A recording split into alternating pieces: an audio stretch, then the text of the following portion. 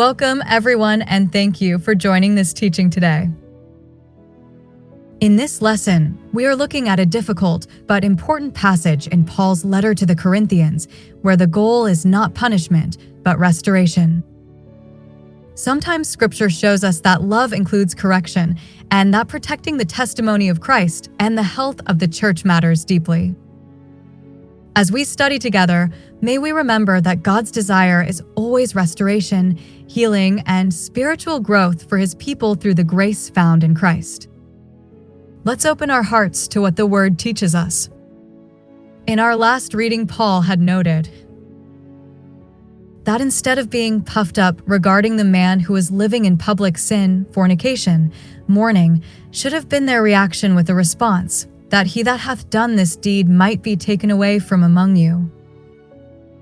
We noted that this was a clear indication that Paul expected and instructed a disciplinary response by the Corinthian believers as regards this one of their fellowship who was publicly living in fornication.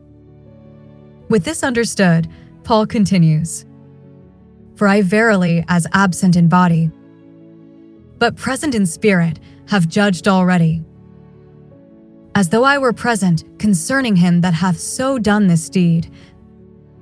In the name of our Lord Jesus Christ, when ye are gathered together, and my spirit, with the power of our Lord Jesus Christ, to deliver such an one unto Satan for the destruction of the flesh, that the spirit may be saved in the day of the Lord Jesus." 1 Corinthians 5 verses 3-5. Let's break this down. Paul here demonstrates the authority given him as apostle to the body of Christ, Jew and Gentile, saved by grace. For, as pertains to he that hath done this deed might be taken away from among you, 1 Corinthians 5. 2. Though Paul was absent in body, likely being somewhere in Asia Minor, he informs the Corinthian believers that he nevertheless is present in spirit. And Paul's presence in spirit has judged already, as though I were present, concerning him that hath so done this deed, in the name of our Lord Jesus Christ. And make no mistake, this is Paul apostle to the body of Christ giving direct instruction as to what must be done to correct this problem in the Corinthian fellowship, invoking the name of our Lord Jesus Christ as basis for action.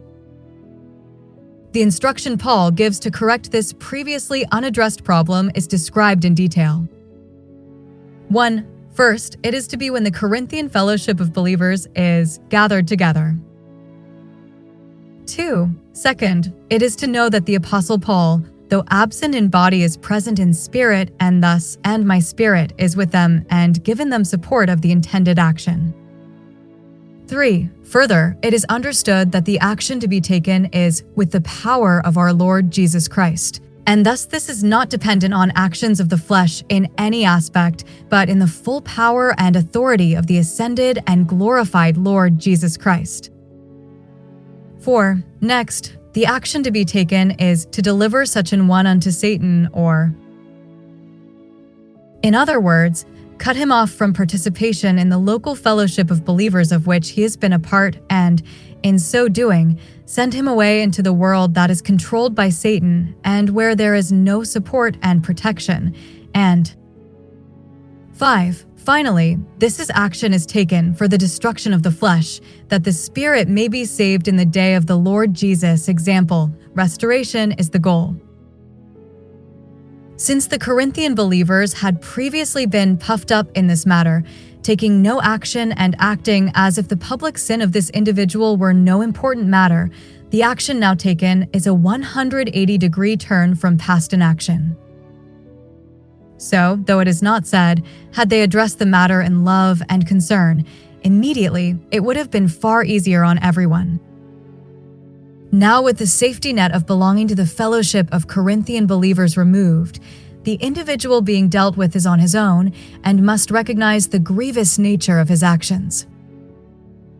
And again, the goal of these actions on the part of the Corinthian believers is restoration of the individual, but it is restoration the hard way. Believers recognize the importance of integrity of our beliefs and associated actions. For members of the body of Christ are ambassadors to the world and are ineffective if our actions do not match our stated beliefs. Thank you for taking the time to study God's Word with us today. Passages like this remind us that believers are called to live in a way that reflects the grace we have received in Christ. Even when discipline is necessary, the goal is never rejection, but restoration and renewed fellowship. May we walk in grace, truth, and humility as ambassadors for Christ in this world.